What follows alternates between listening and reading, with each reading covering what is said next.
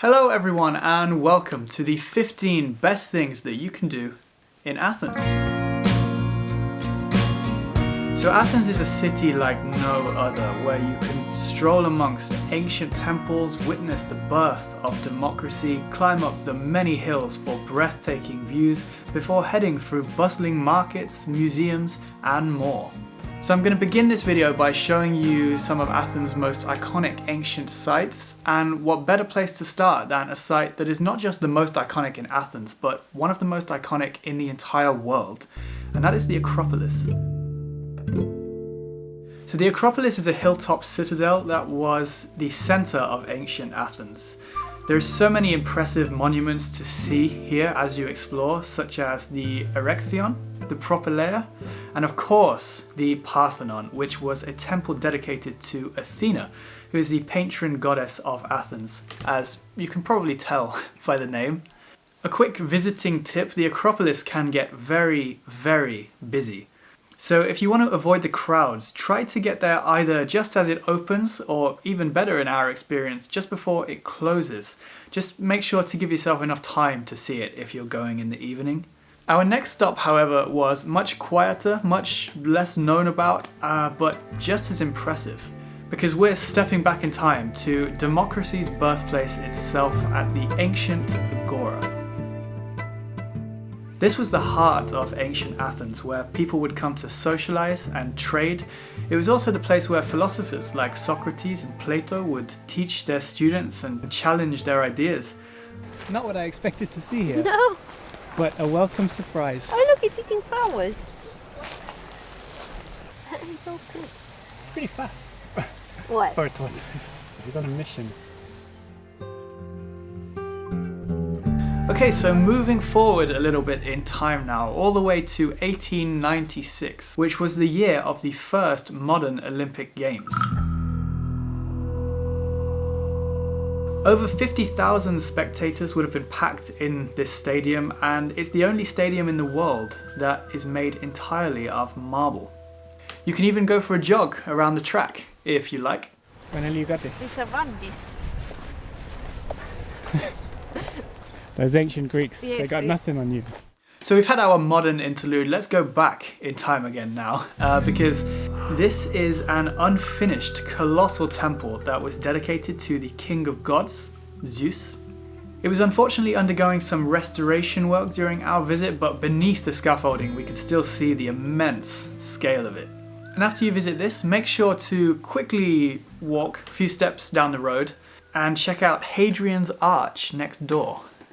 This arch sat on the ancient road that led from the centre of ancient Athens, and it marked the division between the old and new city. Okay, so we're getting towards the end of the ancient sites now, but I have two more to show you, and those are the Roman Agora and Hadrian's Library. And I want to give you a little bit of a quick insider tip. If you want to visit all of these ancient places, the prices can quickly rack up a little bit. So I would totally suggest getting a combined ticket, which is something that grants you access to almost everything that I've mentioned so far, except for the Panathenaic Stadium. But yeah, it makes everything much cheaper, and it also allows you to skip the queues, which at places like the Acropolis, the queues can get eye-wateringly long, and so that's definitely needed. Another thing that makes Athens a very unique city are the seemingly infinite amount of hills popping up out of the middle of it. These hills provide beautiful viewpoints, and they also have their own unique histories to top it all off. Oh my gosh. Look at it. I don't know why I'm calling the toad. Get off the road, toad. And the first hill I want to talk about is my personal favourite, and that is Philopappou. It gives you this iconic view of the Acropolis. The hike is relatively easy as well to get to the top. At least being adventurous today. I just don't want to turn back. Well, you're up there now, so we got to do it. And for another bonus tip, be sure to try to get here for sunset, and then you can see the sun dip behind the mountains and just paint the city gold. Next up is a very small rocky outcrop that has a very significant history. It's located right at the entrance of the Acropolis, and it was actually the courtroom of ancient Athens. obviously again at sunset, the views of the Acropolis, this was unreal. Okay, one more hill now, I need to mention it. This one is a little bit out of the way, but it is the biggest, and that is Lycabettus Hill. If the hike is too much for you on this one, you can take the funicular to the top, but I think the hike is only around 30 minutes, so I would say if you can do it, it is worth it. There's so many things to see on the way up. And at the top you get breathtaking 360 views, and you'll also meet a lot of cats as well. Hello? Do you allow me to pet you? But at the point that we visited Athens, we were actually living in Cyprus at the time, which I think should have an alternate nickname of the Island of Cats, honestly, because the amount of cats there was insane. But if you're not used to seeing cats pretty much everywhere, Athens is the place. They are pretty much on every corner. Okay, so now onto the final part of this video, and these are the hidden gems of Athens, the places that you might not have considered or even be aware of, and some of my favourites. First up is Anafiotika.